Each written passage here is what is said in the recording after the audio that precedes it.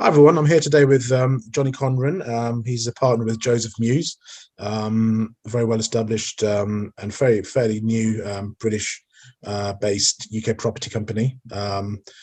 Johnny comes with a great deal of experience in this region. He's been in the industry for many years, a real expert in the field, and he's helped many expats buy property in the UK, really from almost an armchair service, so from start to finish. And I thought it'd be great to have Johnny on to just get his insight into what's going on, talk about Joseph Mews, and talk about what projects they've got on at the moment. So welcome, Johnny. Thanks very much, Sandy. Thank you. Brilliant. How are you doing? You're in the UK as well? Yeah, in the UK. Yeah, hence the jumper and the greenery. But yeah, nice to be here every now and then. And last time we met, we were sitting by the beach about 2 weeks ago. I know. I was just thinking that slight change of scenery. Exactly. Yeah. Well, great to have you on. So I want to just go straight into what's going on at the moment with the UK housing market. I was looking up. I saw two articles this morning. One from the Financial Times, one from the Guardian. The Financial Times said the market is slowing down, and the Guardian said there's a buying frenzy. Both published on the same day, but both contrasting articles. And I just wanted to get your feedback. My interpretation is that interest rates are going up, and I guess for residential buyers, it's that the slowdown is more probably focused towards people wanting to buy to live. But as an investment case, I think it's the opposite. I think people are still seeing great opportunity to go in and snap up good properties if it's part of an investment case. And I'm guessing that's the answer to that conundrum. But throw some light on what you think. Yeah, look, I mean, I think the last few years has been a really good example of the strength of the UK housing market. I mean, you look at what's been thrown at us over, well, even more, 5 to 6 years. We had Brexit first, or the referendum before it was even, enforced. But that kind of shook the market, and people sat on their hands for a bit and said, "Oh, what do we do now? Is the market going to deteriorate because of this and us leaving the EU?" What happened? Nothing. Actually escalated and went the other way. People kind of saw it as a positive rather than a negative. Coronavirus then hit, and everybody around the world in every market, forget the UK, thought exactly the same thing. What's happened since then? The market has gone up and up and up. So I think it really has been testament the last kind of 5 years in particular to the strength of the UK market, because that's not a generic property sort of trend that's happened globally. We are really just referring to the UK. And I mean, we work with various consultants, with PLCs, with Savills, with Knight Frank and JLL, and sort of, read their reports every quarter that they release them. And Savills released an interesting one at the beginning of this year, which referred to the UK housing market as the proverbial cockroach. Whatever you do to try and kill it, you can't kill it. Back. And I just thought that was a really good way to describe it and illustrate what really has been happening over the last few years. So look, is the interest rate change and hike, obviously making it more expensive to borrow, is going to affect, I think, slightly the generic market. And you mentioned it earlier, for the house buyer market, that has cooled down. I think since the sort of lifestyle change that was brought about by coronavirus and people working from home, a lot of people were moving outside of city centres and moving to bigger houses with the same affordability further out. They wanted a space for an office or whatever it might be. Whereas the investment market remains bullish. And the reason that it does is because, and you'll know this better than I, Sandy, but if you look at how properties perform compared to other investment classes and the stock market and all of these kind of different areas that have obviously had their moments as well.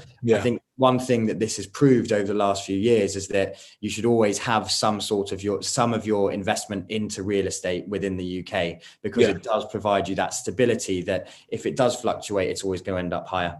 It's consistent, and that's what I like about it. It's because the UK being such a mature market and so old, you don't see the sort of volatility you see, say, in the Middle East or some other pockets. There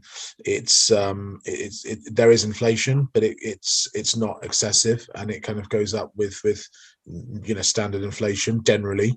And when there are dips, they're fairly temporary. I mean, we had one after the financial crisis, but then the bounce back was pretty rapid after that. I think the appetite, which obviously most people know is the fact that there's still a massive undersupply of property, and UK has a finite amount of space. There's no space. I mean, Exactly. if I look at where I'm from in UK, it used to be almost a village with lots of mansions, and now they're all become blocks of apartments because there's no space. So where you used to have a family of maybe 5, you've now got a family of 50 in the same plot. Yeah, because that's where it's heading.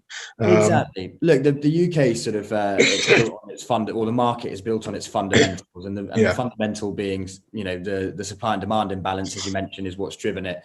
But then, the commercial attraction, the fact that so many big businesses are based in the UK, and people were worried with Brexit that would change, but it hasn't. In many respects, it's been deemed a new opportunity for many companies. So that's expanded.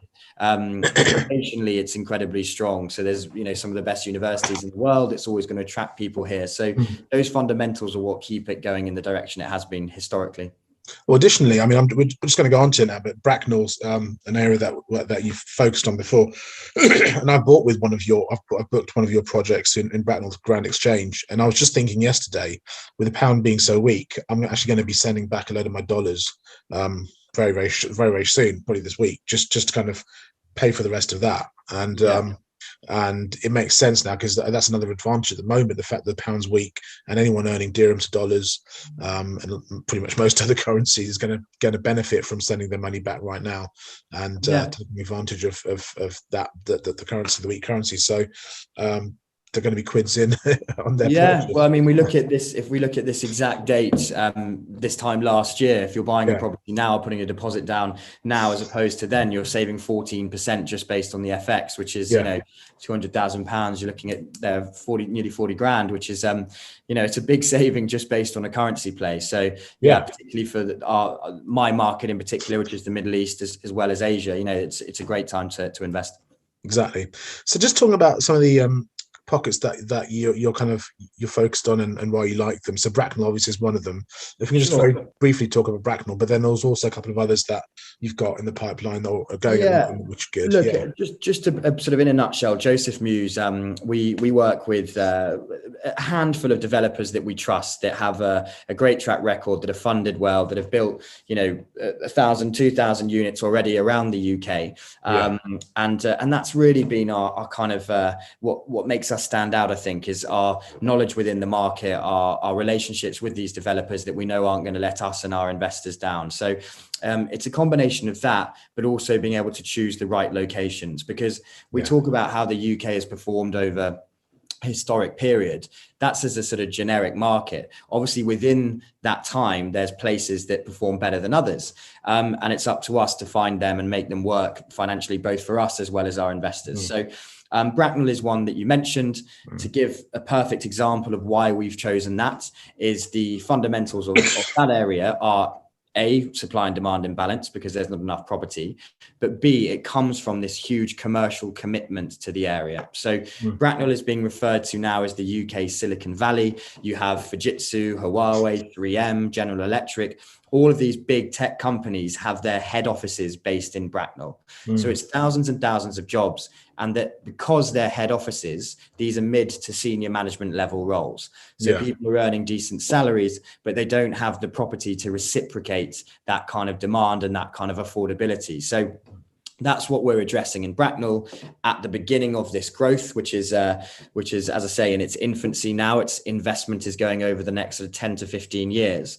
So we've bought a site there that not only makes sense in terms of the location, but we're building the right kind of property for our for what we know the demographic is going to be. So this remains consistent, as you know, Sandy, with all of our developments, is we never want to work with developers that are going to build first time renters accommodation or student accommodation. We want the higher end of the market. So with Bracknell, as you know, the place that you booked in yourself, they have a gym, a 24-hour concierge, spa rooms. They even have a co-working space, which is obviously completely on trend with the fact that a lot of people are working from home a couple of days a week these days. So it has everything that is at the forefront of the market and where the desire is from its consumers. So, so that's something that we're really focused on, because buying in the best locations, or the best locations within a location, and building the best kind of property gives you security in terms of your exit strategy. If in 15 years time you want to sell your property, if you've got the most central location, you've got the best development there, or high quality development, they're going to stand the test of time. Whereas it's when you kind of cut corners and go for the cheaper option on the outskirts that you might not have so much luck with the exit, because those are the ones that are going to fall flat when there is an influx into that area. So Bracknell is one.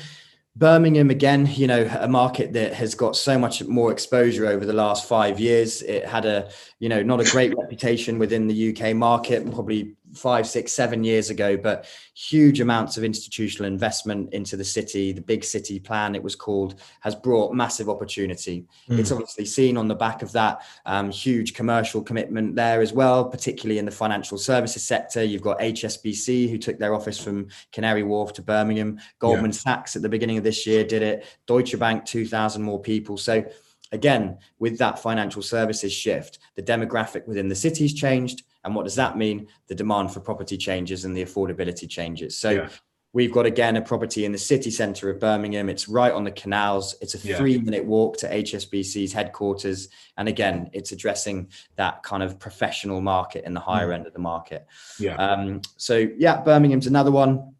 The last one that I'll go on about today, it's slightly different price point, is Derby. So you would put Birmingham as a 2nd-tier city, Derby you would put as a 3rd-tier city, not a million miles away, still in the Midlands. But again, the reason we're investing there, it's built on this undersupply. It's got head offices of Rolls-Royce, of Bombardier, of Toyota, these big companies that have thousands of jobs there. There's a demand of property at that kind of higher level, and that's what we're building. So, I'd encourage everybody that's sort of interested in this to look at these developments, because they're not your generic sort of new build property. As you know, Sandeep, we work with developers and we want to build something special within these areas. And I guess that talking about those companies, it's the employment is a big thing. In terms of identifying locations, you want to make sure that you're going to get people who want to rent those kind of apartments. So when you've got comes out Bombardier, Rolls-Royce, and obviously in Silicon Valley you've got all the big IT firms. They're the kind of group that will have the budget and the sort of the appetite to rent somewhere nice, and something that's an executive style as opposed to just anything along in the town. Well, exactly, yeah. And as I said, these are the kind of developments that the commercial entities actually want to have a relationship with. So to give you an example, the development in Derby, it's a really amazing site right in the city centre. It's built around these 2 grade listed historic buildings, which give it sort of something a little bit niche and a little bit special. Off the back of this development, Rolls-Royce headquarters have actually contacted us and the developer and said, we want to be able to work with you guys in some capacity because we know our employees are going to want to live there. So what they've arranged is every 30 minutes, there's going to be a shuttle bus that goes to our site and goes to Rolls-Royce headquarters. So that's a kind of, proof of the market that we're aiming towards. And we know that's where the demand's coming from. Yeah. That's an endorsement of the fact that you've picked the right location. Exactly. Someone like the company contacting you and saying let's work together. So that's good. Yeah. Exactly. And what about your pipeline? Are you still going to be focusing kind of in the Midlands? Are you looking at any other areas over the next 6 months or so that you think would be good? Yeah, so look, for what we've got coming up, it's going to be, again, Midlands. We've got another site in Derby off the back of this huge potential there, and it offers a nice price point for us. So we're going to, maintain that commitment to that city because of the opportunity it holds. Commuter areas of London are always going to be something that we find interesting. Obviously, Crossrail has just been delivered, and there's opportunities there. People are sort of having the ability to rent further out now, but still commute in the same time or quicker. So that's attractive. And then we've even got a site which is in the centre of London coming up in the next 3 months. So that's completely different price point, but zone 1. Bang in the middle and offers something slightly different. So look, the whole concept of Joseph Mews is to have a diverse portfolio for all different types of investors, but at the higher end of the market. Excellent. Well, that's been really, really useful. Thanks so much for joining us. Hopefully we'll have a catch up with you again in the coming months, just to check in what's going on. But yeah, thanks for joining us, and I'll speak to you again soon. Yeah, thank you very much, Cindy. Thanks for having me. Cheers.